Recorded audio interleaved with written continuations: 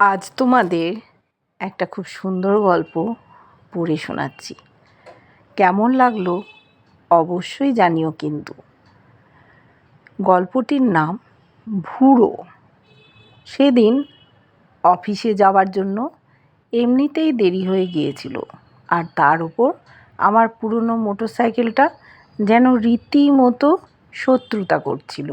অফিসটা এমন এক ফাঁকা জায়গায় যেখানে মানুষের চিহ্নও খুব একটা দেখা যায় না, কিন্তু আসল বিপদ ছিল ভুড়ো, একটা বিশাল আকৃতির কুকুর, যেটা হঠাৎ করেই কোনো ঝোপঝাড় থেকে বেরিয়ে এসে লোকজনের উপর ঝাঁপিয়ে পড়ে। বাকি দিনগুলোতে তো মোটরসাইকেলে চড়ে ফটাফট চলে যাই, কিন্তু সেদিন গাড়ির টায়ার ফেটে গিয়েছিল, আশেপাশে কোনো পাঞ্চারের দোকান নেই, আর বাইকটা এমন ফেলে রেখে যাওয়াও অসম্ভব। এলাকা তো চোর ডাকাততে ঠাসা। আমি ধীরে ধীরে বাইকটা ঠেলতে ঠেলতে এগোচ্ছিলাম, আর মনে মনে ভুড়োর ভয়ে কাঁপছিলাম। যদি হঠাৎ সামনে এসে পড়ে কী করব? সে এমনিতেই বিশাল, ভয়ানক দাঁত। ও মা, কুকুর কামড়ালে তো পেটে ইঞ্জেকশন নিতে হয়। পাশের বাড়ির মাসিমা বলেন, কুকুরে কামড়ালে অনেক বছর পরেও মানুষ পাগল হয়ে যায়। ঠিক তখনই আমার টিফিনটা একটু দুলে উঠল, যেন ইশারা করলো আমি আছি না।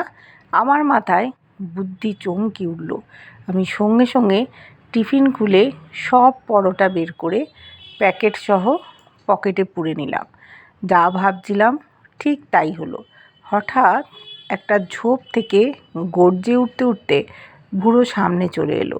সে দাঁত বের করে গড়গড় করতে লাগলো, আর আমি তৎক্ষণাৎ পকেট থেকে পরোটা বার করে তার সামনে ছুঁড়ে দিলাম।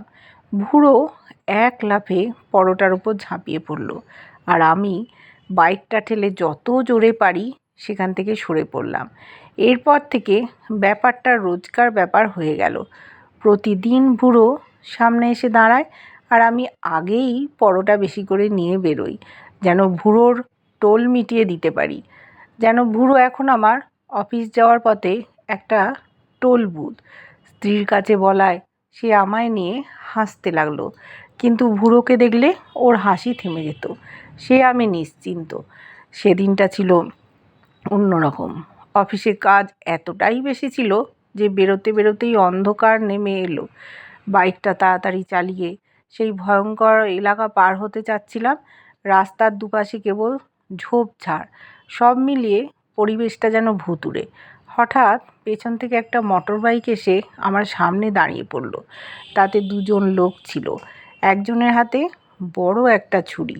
তারা বাইকটা এমনভাবে সামনে রাখলো যে আমার আর পালানোর উপায় রইল না। তারা আমাকে হুমকি দিয়ে বলল, মোবাইল আর মানি ব্যাগ দে। এমনকি একজন বলে উঠল, বাইকটার চাবিটাও নিয়ে নে। আমি ভয়ে ভয়ে পকেটে হাত দিচ্ছি। তখনই হঠাৎ ঝোপের মধ্যে থেকে গর্জে উঠতে উঠতে ভুড়ো বেরিয়ে এলো। সে এক লাফে লাফিয়ে পড়ল সেই দুই ডাকাতের ওপর। ভুড়ো সেই আকস্মিক আক্রমণে তার তীব্র ভয়ে দিশেহারা হয়ে পড়ল। একবার আমার দিকে চোখ তুলে ভুড়ো যেন বলল, তুই এখন পালা। আমি একটুও দেরি না করে বাইক স্টার্ট করলাম, আর সেখান থেকে বেরিয়ে গেলাম বিদ্যুতের গতিতে। মনে মনে ভুড়োকে হাজারটা আশীর্বাদ জানালাম। সেই দিন বুঝলাম ভুড়ো তার প্রতিদিনকার খাওয়া পরোটার দাম পুরোপুরি শোধ করে দিল। সত্যিই ভুড়ো শুধু কুকুর নয়, সে আমার রক্ষাকর্তা।